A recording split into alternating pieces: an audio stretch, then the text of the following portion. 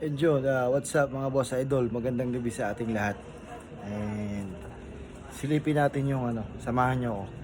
Yung pahabol natin sa ating third batch ng local. Bali pahabol natin to, pero hindi natin alam kung aabot pa siya sa banding ng local kasi parang alanganin na dahil pa lang sila. Wala pa silang 1 week. O magwa 1 week pa lang sila. Kaya maliliit pa sila. Hindi natin alam kung aabot pa siya sa banding ng local. Yan, silipin natin sila. Bali 20 plus na nga lang pala yan dahil yung iba, yung mahihina, mga weak, mga na-deads na sila. Nawala na, pumanaw na. Siyempre, gaya nga ng sinabi ng kumpare ko, hindi natin kailangan yung mahihinang manok sa ating manukan. Kaya okay lang yun, ganun talaga. Yung mga mahihina hanggang maaga pa lang, mawala na sila. O di kaya kung gusto natin ikal na natin. Kaso nakakaawa naman. Kaya pabayaan na lang natin silang kusang mag-pass away. Pass away! Yan, kumain. Tapos na silang kumain. And yun nga pala, sa araw nga pala, sa umaga, bali pinagsasama ko sila, itong mga to, at saka yung third batch natin. Pinagsasama-sama ko silang lahat. Kasi malakas na rin naman to. Kaya lang, hindi may iwasan na may nabubuli sa kanila. Hindi naman nabubuli yung bang naapakan, ganyan, kasi maliit pa nga sila. Pero okay lang yun, para at least pa lang, maliit pa lang sila, nalalaman na nila yung realidad nila. Na hindi sila pwede magpaapi, hindi sila pwede magpatalo. Kaya lang nakakaawa kasi mga baby pa sila. And yun, kaya nga tinatanggal natin yung mga mas malaki sa kanila. Nilalagay natin sa loob ng box pagkagabi. Binabox natin. Kaya tignan natin ito nandito sa loob ng box. Yan, dito ko nilalagay. Tinatakpan ko lang ng kumot. Bali nandito silang lahat. Yan, hindi nyo makita kasi walang ilaw. Inilawan natin para makita nyo. Taran! Yan. Grabe, dami nyo. Sakto-sakto sila sa box na to. Kapalo. Dami, sisiw. Diyan sila natutulog. Sa gabi. Sama-sama sila dyan. Tapos sa umaga nilalabas ko sila dyan. Binabalik ko sila rito sa brooder. Ganyan yung style natin sa pag-aalaga. Yan o. Dami o. Siksikan sila. Pero mga busog na yan. Bago natin nilagay dyan, mga busog na sila. Nakakain na sila ng marami. Nakainom na din sila. Tapos syempre yung rice hull niyan, yung ipa, pinalitan na natin. Kaya malinis yung hinihiga nila, yung tutulugan nila malinis magdamag. Tanggalin na natin, takpan na natin para makatulog na ulit sila ng mahimbing. Uy. Takpan ulit natin. Ganyan lang. Ganyan lang tayo mag-alaga ng ating mga sisiw.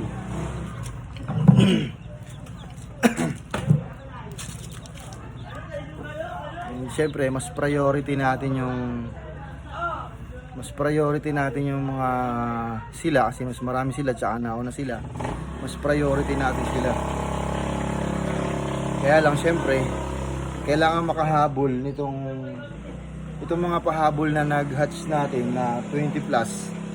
Kailangan nilang makahabol sa paglaki. So ngayon sila yung iniiwan ko dito sa brooder kapag gabi. Yan, sila yung naiiwan sa brooder pag gabi. Yan. Para at least magdamag, nakakakain sila, nakakainom sila pag gusto nila. Mas mabilis silang lalaki. Kasi syempre continue yung kain nila, yung inom nila continue rin. So makakahabol sila doon sa paglaki dito sa last batch natin.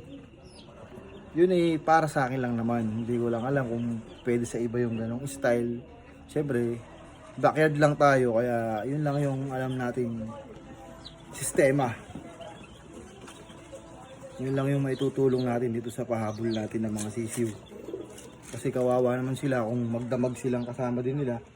Wala silang wala silang comfort. Kung sabihin ng comfort na ibang katulad niyan, no, comfort, 'di ba? Natutulog sila ng ganyan.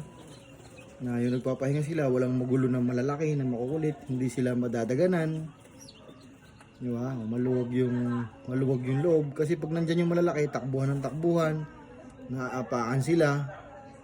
Doon sila ngayon na-stress, yung mga maliliit na yan, napahabol. Kaya ngayon, masarap yung tulog nila. Ayan. Nakakain na yan. Mamaya, gigisingin ko yan para painumin ulit. Kung tulog pa sila, kasi siyempre matutulog din ako. And ang oras natin ngayon, malapit nang mag 12 o'clock. Pero gising pa ako at tinatrabaho ko pa sila. Siyempre, ayoko silang pabayaan dahil sayang yung hirap ko. Sayang yung hirap ko pag pinabayaan ko sila dahil ang hirap kaya mag-alaga ng manok. Sobrang hirap. Talagang totoo yung sinabi ng kumpare ko sa akin. Sobrang hirap mag-alaga ng manok. Pati sila, Boss Kano, ayan. Sobrang hirap mag-alaga ng manok. Yan ang sabi nila. Eh, totoo naman talaga. Napakahirap talaga mag-alaga ng manok. Lalo pag mag-breeder ka. Hindi ka pa nga naglalaban, hindi pa ako naglalaban, breeder pa lang ako ngayon.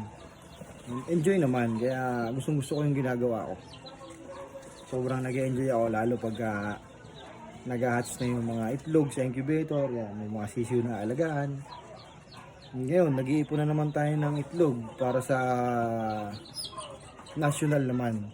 Bali, malapit na magdalawang tray yung naiipon ko. Bali, 3 tray yung iipunin ko. Tapos sabay-sabay ko silang isasalang. Para isang hirap, ganun din naman eh. Pag inunti-unti ko, katulad ng ginawa ko ng mga unang ginawa ko. Kasi yung first batch ko, ang ginawa ko, nagsalang ako ng mga 3 tray. Then yung the rest, sinalang ko kinabukasan kasi araw-araw may itlog yung yung mga breeder. So ngayon, itlog sila ng 8, ng 7. Isasalang ko yun.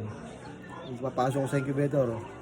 Pangit pala yung ganun. Hindi pala maganda. Kailangan, pag sinalang mo yung isang salang lang silang lahat. Yun yung natutunan ko doon sa first batch ko na marami. Kaya, konti lang yung napapisa natin sa first batch. Yun sa second batch naman, konti rin lalo. Dahil lumamig yung panahon, hindi nagitlogan yung mga broodhen. Parang tumigil sila sa pag-itlog, nawala sila sa kondisyon. Then, na-recondition ko ulit sila. Nung na-recondition ko sila, yun, paligo, purga, tapos turok, vitamins na naman. Yun, gumanda yung production ng egg nila.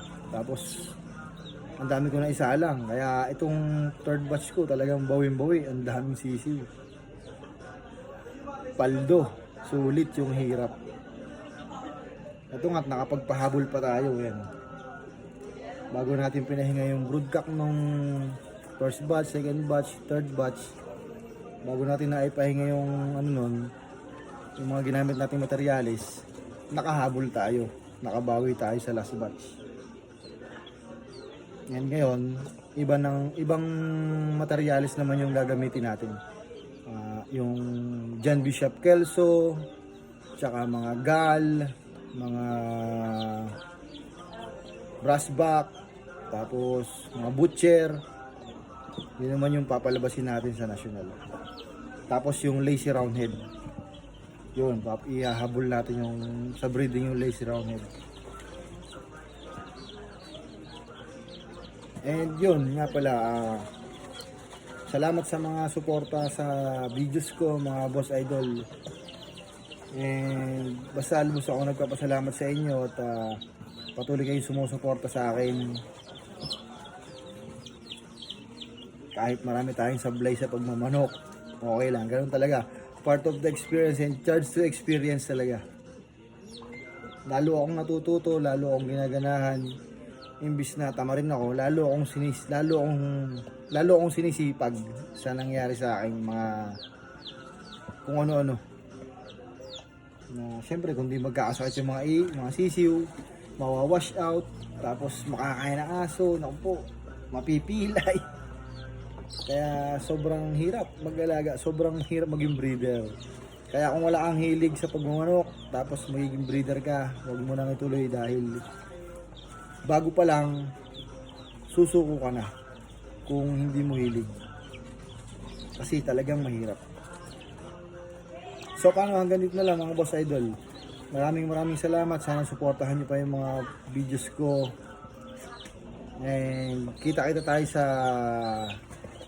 susunod na vlog ko dun sa aking breeding ng national. Excited ako dun sa mga magiging sisiw natin dahil may mga experiment tayo, mga breeding. And sana maganda yung clutch natin. Yun lang. And maraming salamat sa ating lahat. Magandang gabi. Let's go!